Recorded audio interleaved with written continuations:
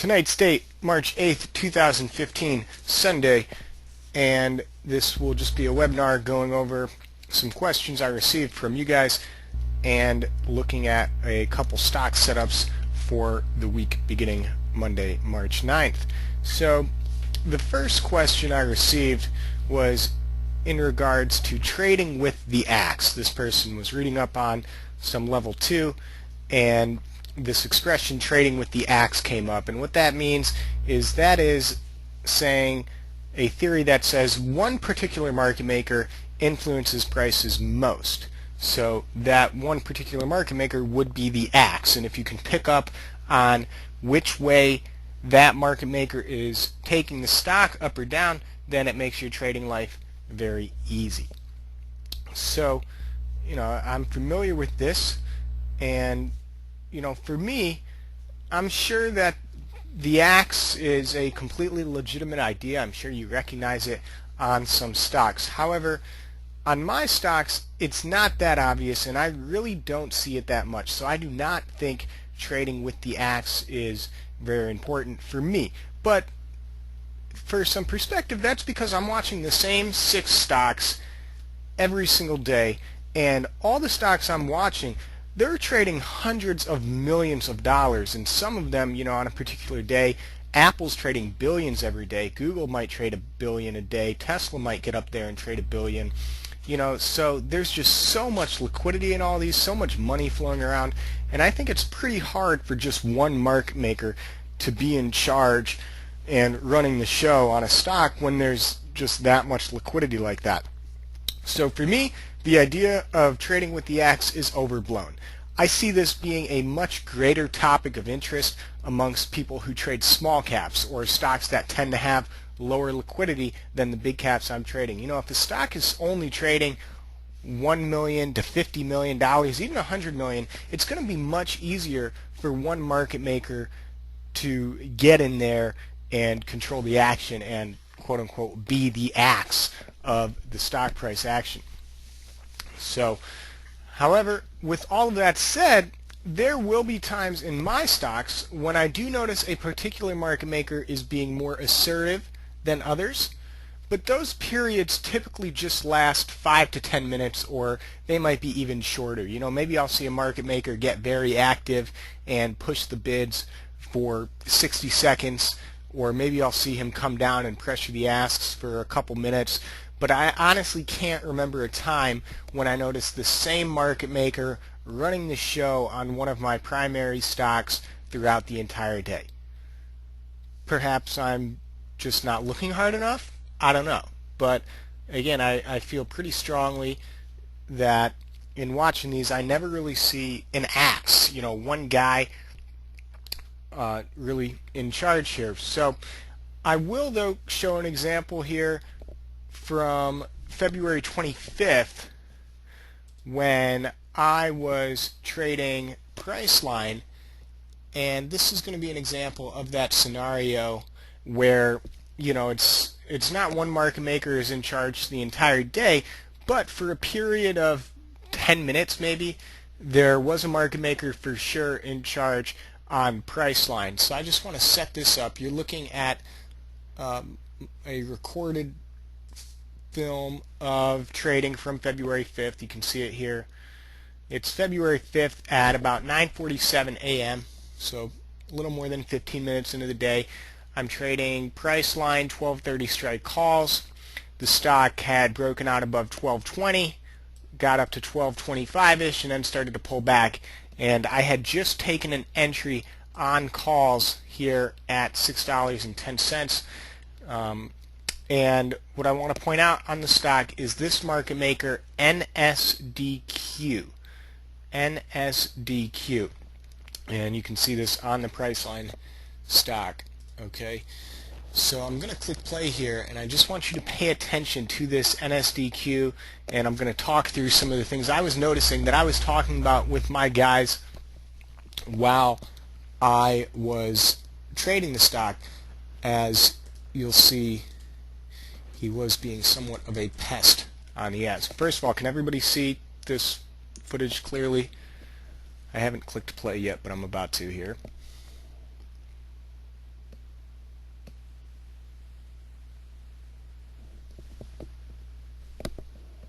Alright, cool.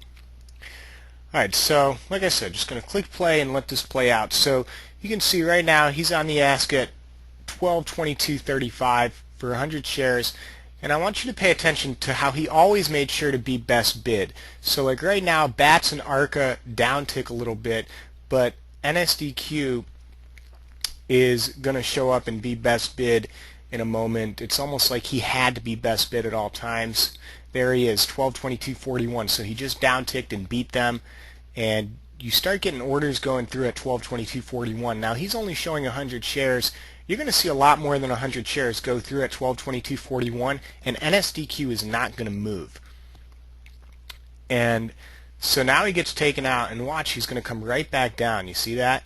So as soon as I saw that, when he got taken out of 1222.41, upticked and then came right back down, that told me in this moment, hey, this market maker NSDQ, he's selling some here. You know, he's kind of in charge on the ask, and price line probably not going to really bounce back up until this NSDQ seller gets taken care of.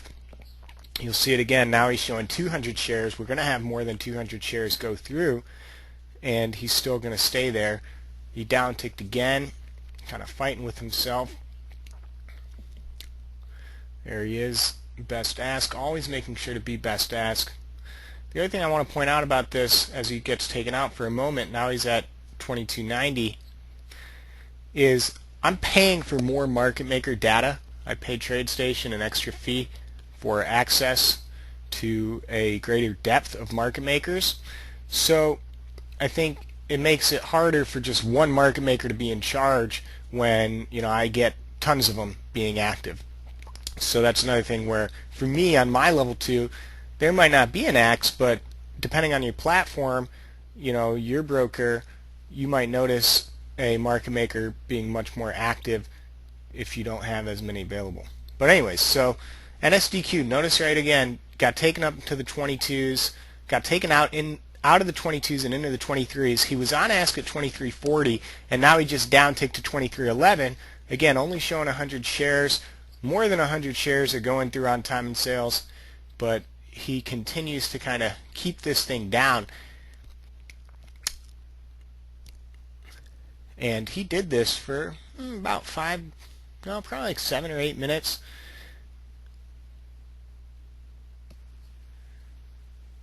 So now he gets taken out at 23.40, and once he gets taken out at 23.40, it starts to be able to move a little bit better.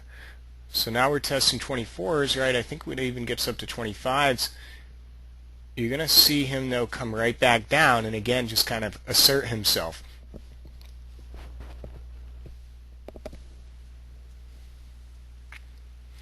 Notice he's not best ask right now. You've got a little stack at 24.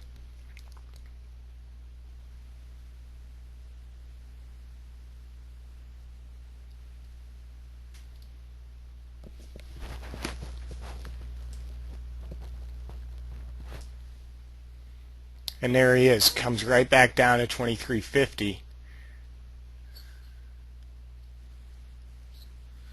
Then he comes down to 23.30, sells a little more. Now he's down 23.20, selling a little bit more. And then certain market makers then start to join him, but then they get taken out. However, NSDQ is still right there at 23.54.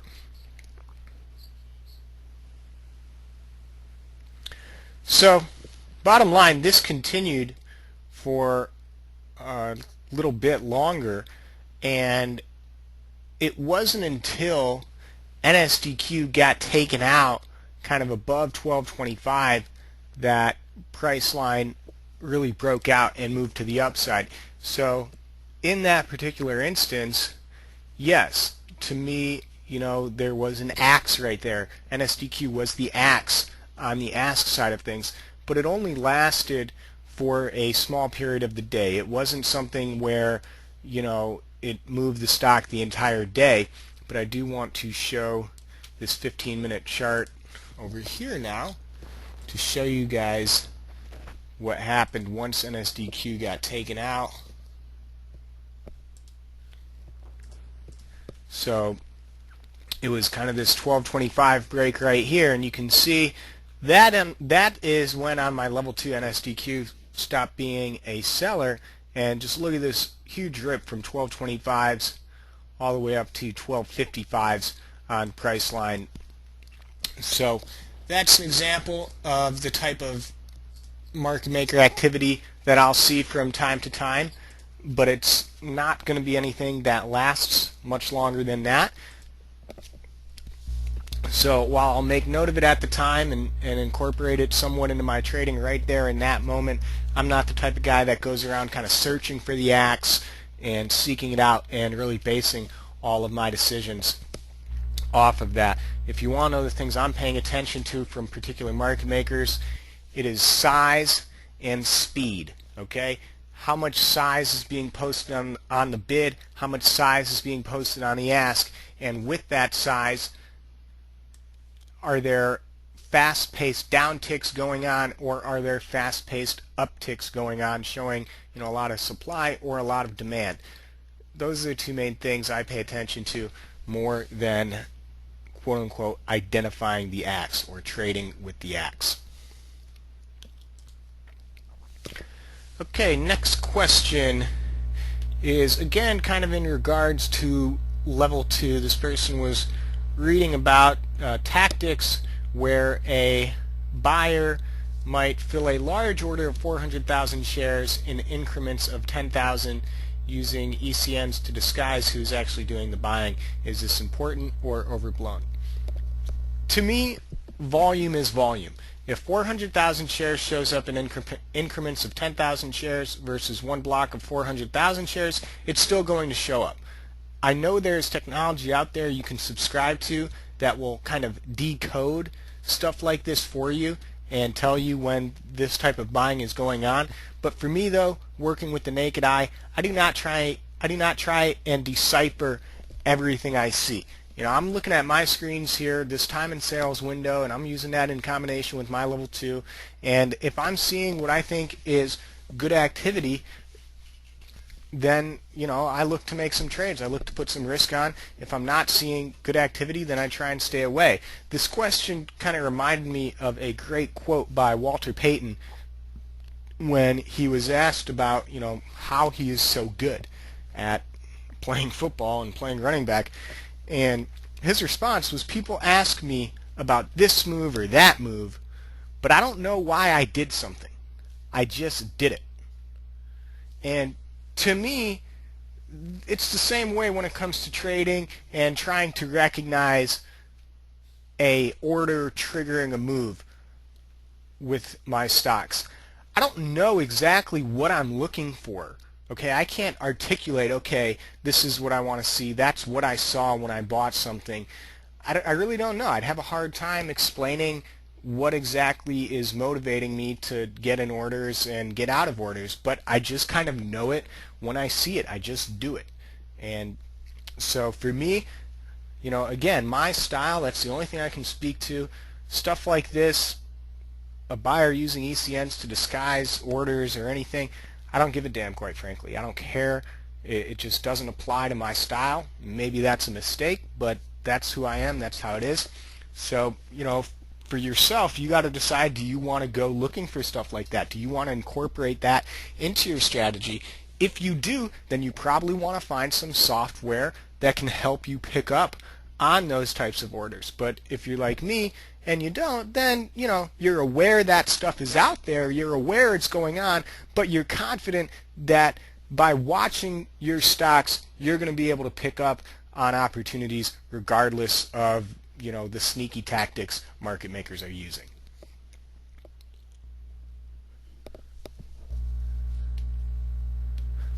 Last question is in regards to ETFs for watching different sectors in the stocks you're trading. For example, the solars are making a good move right now, and just how important is it to watch the sector ETF for the stocks you are trading? So I want to start out using the solar example since this person cited it, and the symbol for that is TAN, T-A-N. As you can see, TAN has made a really nice move here since late January, going from under 34 to above 44, so over 30% rally just about. And that's nice, right? So the question, how important is it to watch the sector ETF?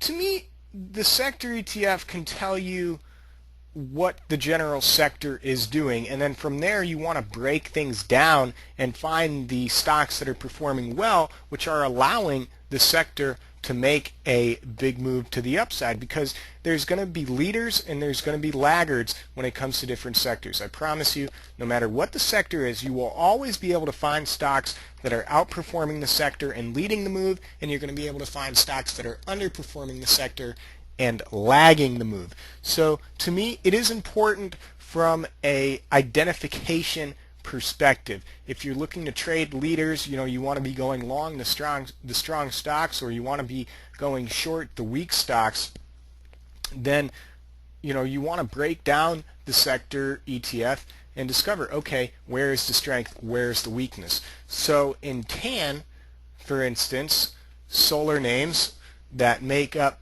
the TAN ETF, I would start breaking them down and examining them and see how they're doing. So I know, for instance, SCTY is a holding in TAN, and I would look at this and I'd say, well, SCTY, she's really not doing much. She's just kind of basing and hanging out around 50 bucks. So, SCTY, she's not really participating in the solar action right now. So maybe you'd look at that and you say, okay, well, the sector's rising, so it's just a matter of time before SCTY moves to the upside and stops lagging. Or you might look at this and you say, well, the sector's rising and SCTY is not participating, so when the sector starts to pull back, SCTY is really gonna get hurt.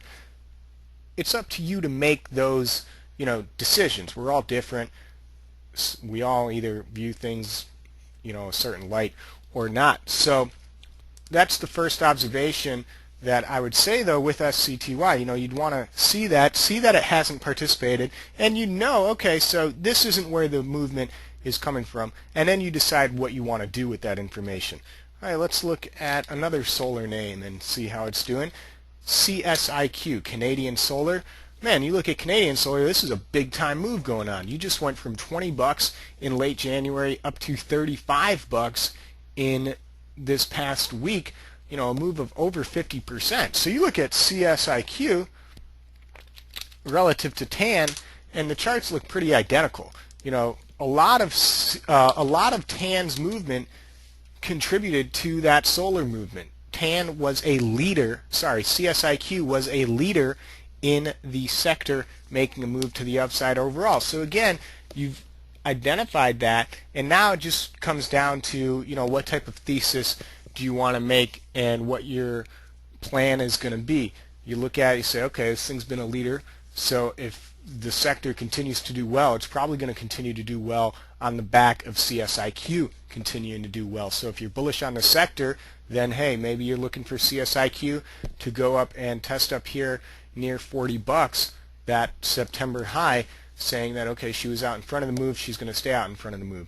Or maybe, if you're thinking that the sector is going to pull back, well, if that's the case, then you think to yourself, okay, CSIQ, she was the leader to the upside, so now she's going to be the leader to the downside, and maybe you look for a nice move back down towards 30 bucks or so. Again, figuring out your thesis, that's up to you. I'm just here to help you figure out which stocks are driving the sector movement. Let's look at another solar name that makes up the TAN ETF, FSLR. You can see, again, similar to CSIQ, big time move. Went from near 40 bucks in late January to up above 60 here recently.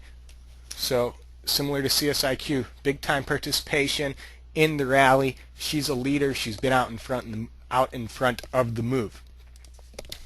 Finally, we'll look at SUNE, S-U-N-E, Sun Edison, another name that is in the ETF.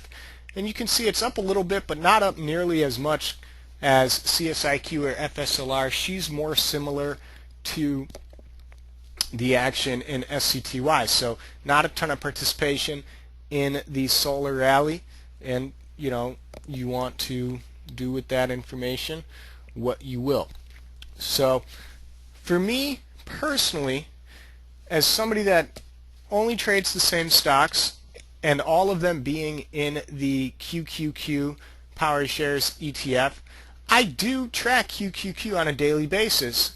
You better believe that. I'll definitely pay attention to, hey, what is Tesla doing, or Netflix or Google? What are they doing in relation to QQQ? Is QQQ declining but they're staying up? Are they showing sector strength? Are they showing sector weakness? Right? So I do think it's important to kind of be in tune with the sector you're trading if you plan on staying around very long. Someone like me, I'm trading these same stocks every single day. I better be in tune with what the overall technology market is doing, since I'm trading technology heavy stocks. But if you're somebody that just kind of floats around every day looking for momentum somewhere, you're trading a solar stock one day, a bank stock the next day, information the next day, technology the next day, healthcare the next day, then you don't have to be as in tune with the overall sectors, because you're just looking for probably quick movement and not to stay around very long. But for me, I do view it important to be in tune with what QQQ is doing, because I'm trading a sector. I'm trading stocks that make up a particular sector. They have heavy weightings in that sector, names like Google and Apple. And if the sector reverses, then there's usually going to be some participation in my names. And if the sector keeps going higher, same thing. There's going to be participation from my names. So the short answer is I do believe it is important to watch the sector ETF if you plan on, kind of focusing in on that sector for the week or the month or something like that.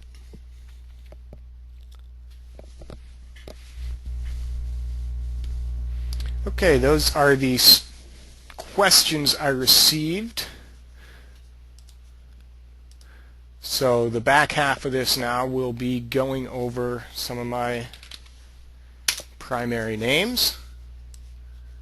Are there any questions on any of the 3 answers and discussions that I just went over?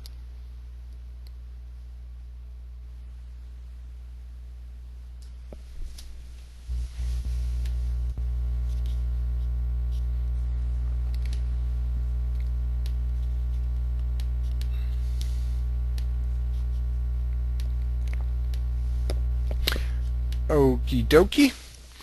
So, first things first, I want to look at Tesla. Tesla still in a downtrend and getting another test below 200. We've talked about Tesla every week for the last few weeks, and this time last week what we were talking about is this potential 200 breakdown that was maybe in play. And we did break down below 200 this week, and what I liked from a bearish perspective on Tesla is when you tried to get back above it on Thursday, you got sold into, and then on Friday you had a nice move back below it, closed on the lows, and in fact the stock registered its lowest close since the middle part of January, when it was making a 52-week low, or 45-week low at least, I believe, around 185. So Tesla now, we have broken below 200. We come into the week below 200 solidly for the most part, and just a pretty simple trade. If you stay under pressure here below 200, I'm looking for a test on this 185 area. But if you regain 200, then I'm looking for a test on this trend line here that has been the downtrend off of the all-time high. So it's just going to be all about 200 bucks on Tesla as far as the over-under setup goes. And can you make new lows below this 185 mark here? That's that January low. If you can, we could be setting up for some 170, 160 action on Tesla.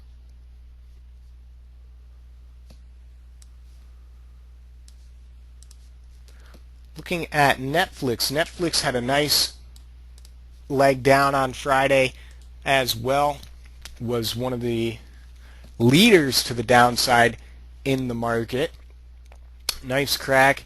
You'd kind of been churning around 470, 480-ish for the last 3 weeks, but you fell out of that channel and you're now back testing the previous highs from late January, which were between 450 and 460. I know a lot of people probably look at this Netflix and they say, oh man, looks like she's crashing again, because we know Netflix has a history of making good movement to the downside.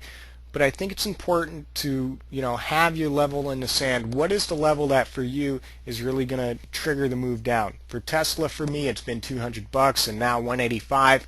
For Netflix, it's been 450. We haven't yet gotten below 450. So yes, nice move down on Friday, but overall, longer term, this is still a stock that's up, over 100 points off of its low from the year. And I'm not going to freak out just yet and start leaning too bearishly while she's just doing a simple back test of previous resistance, because it's textbook technical analysis to look for previous resistance to now turn into new support. So I actually think Netflix could be making for a decent buy. I personally, one of the plays I'm thinking about is shorting puts early this week if it looks like she's getting support above 450, because I think we could set up to bounce back up here into the 460s. But anyways, shouldn't really be making predictions. Bottom line for me, my level is $450. As long as you stay above 450, I think Netflix is fine. Below 450, she can sell off and test these key lows, the channel lows from the gap up extension move. So I call this a gap up extension move. So here's the gap up, and then here was the extension when you went then from like 420 up to 450s. Okay, so the base of the gap up extension move is kind of the lows that I just put an oval around. And those lows are between 430-ish and 435-ish. So below 450, those are the lows that I'll look to get tested, and those lows to me are very important. That would kind of be my lookout below trigger, I feel like, is if you were to get below those lows, that's when some real damage could get done to the downside. So if you hold 450 though, I think this is a good longer term opportunity to look at getting into Netflix on the long side, because after all, she's been in a long-term uptrend for a few years now.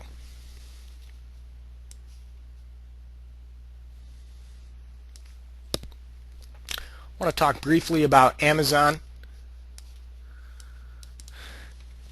because Amazon, while it did get hit on Friday, Amazon hasn't been as extended over the last couple weeks. You've really just kind of been flat for about 2 to 3 weeks, just kind of consolidating, and you've still got a lot of support on Amazon, in my view, in the 370 to 380 range. So below 380, I think you can pull back, but Amazon isn't as close to a potential breaking point like Netflix is in regards to 450. Amazon, her breaking point to me is down here near the base of this gap, and we've got some work to do to the downside in order to get down there and pressure it. So keep an eye on Amazon. I think she could come away from all this a big time winner, since she's just kind of been consolidating while the market pulled back on Friday, came off of that high.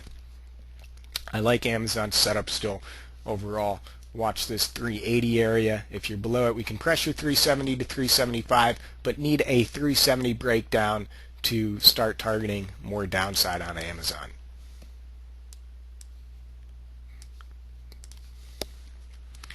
Looking at Google. So Google's been an interesting story, because for so long she just never really moved.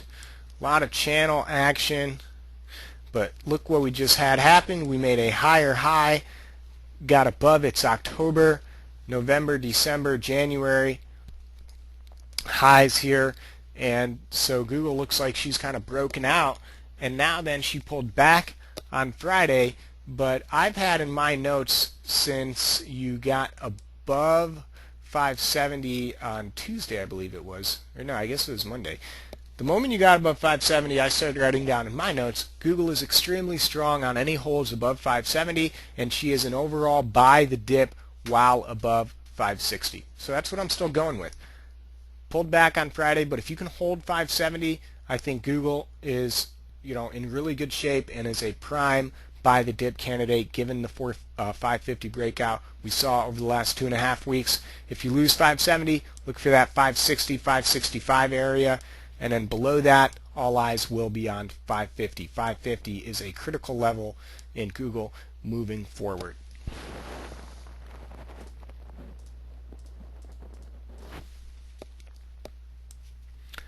Lastly, looking at Apple, started trading Apple again this past week.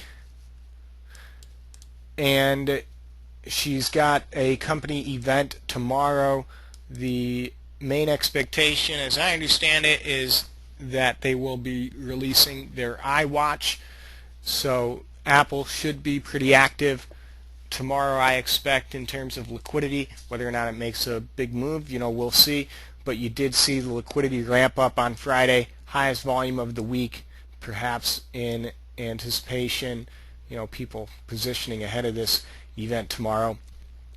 So Apple, to me, she's been very strong. She's another one that is clearly in a both short-term and longer-term uptrend. Has pulled back a little bit, though, and gapped up on Friday, but got sold into as the market sold off. I think overall 125 is a nice, simple pivot on Apple. That's where this blue line that I just highlighted, pink, is at, just the 125 mark.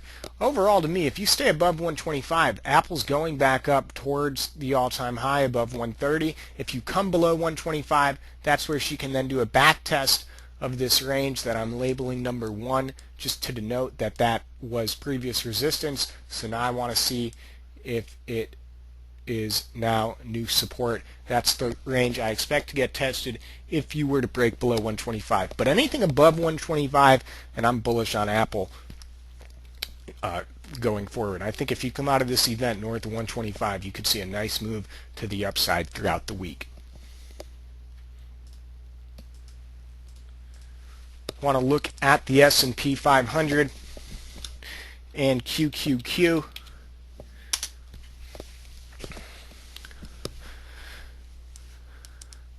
So, we know we had a big sell-off on Friday. And overall, though, my message is don't panic. Why? Well, because anybody that's panicked over the last couple of years has regretted it. We haven't seen a big-time move to the downside, and I need to see more damage personally before I start to think there is going to be more damage. Do I think we can go lower? Yes. But do I think right now that the market's in a very bad position? No. I just think we had a little pullback off the all-time high, which we've done routinely off of new highs. You could see it back in November. She pulled back, but eventually that dip got bought. It was a little consolidation before breaking back to the upside. So I just think overall, right now, you're just going to get maybe some consolidation. We're going to get some whippier action in the QQQ, but you're still holding on to a very solid breakout above 105. 105 was kind of the breakout level, the 105 to 106 range from late November, and then that capped the sector in December and January, and then early February. Once you got above that 105, 106 range, that triggered this nice move up towards the new 15-year highs. Remember, NASDAQ hit 5,000 this week. That was the big story, and then, of course, sold off of that 5,000 test. So, like, a lot of the prime areas that I pointed out, all in all, still need to see breakdowns below these previous resistance ranges, because I still give the benefit of the doubt to the bulls. I'm looking for previous resistance to now act as new support. So if we do go lower, the closer and closer you get to 106, the more I'm going to start to look for a bounce in the QQQ. if you start giving up this range, this area here, that's where I get concerned. If 105 can't kind of be support on the QQQ, then I would start to speak much more cautiously on the market. And you know, when we meet next week, if we're below 105, you'll hear me maybe talking about more outright short ideas. But until then, I still give the bulls the benefit of the doubt, just because that's what they have earned over the last few years. That's what happens when you show a multiple year uptrend. Looking at the S&P 500, not as strong as QQQ. That's the first thing I want to point out. Not as strong as QQQ. So technology is outperforming the broader market. You can see that the S&P, she's already back testing the previous all-time highs and maybe not holding them and turning them into new support. So again, S&P is not as strong as the QQQ. Notice I'm not saying it's not as strong as the NASDAQ. The QQQ is has a much smaller focus than the NASDAQ. The NASDAQ is made up of thousands of stocks. QQQ is only made up of about 115. But those stocks in QQQ are Netflix, Amazon, Google, Apple, Twitter, you know, everything that I trade. So for me, I'm going to be paying more attention to QQQ versus the S&P 500, but still, of course, monitoring the S&P as it is an important broader market index. So with all that said, though, like I mentioned, not as strong, and you know, already testing the previous resistance ranges. So right here on down towards 2058, 2060 area, 2050 area, just call it 2052, 2060 to keep it easy. That is the range that the S&P needs to hold in order to keep me net bullish on the market and have me in that kind of buy the dip camp on the S&P. I do give the bulls the benefit of the doubt still, but not as much as I'm giving them in QQQ, like I said. So watch 2050 to 2060. I mentioned 2058 because that is the 2014 close. That's your break-even line. So if you go red on the year, that's where I think you can start to get into some trouble, followed by a 2050 breakdown. But as long as you stay green on the year, then I'm looking for a bounce back to the upside. As for resistance, basically Friday's move is going to be, you know, the main thing to keep an eye on here. It's right around 2100. Yeah, we opened around 2100. So that's key resistance now moving forward. Need to get stability back above 2100 to set up new all-time highs. Until that happens, we might be about to enter one of these consolidations. Sorry, that wasn't a good one. One of these consolidations here that the market went through from December through January. But overall, no evidence yet of a market breakdown or big time pullback coming. Still just kind of a dip at the moment, and we'll see what this equates to. Any questions on anything, guys?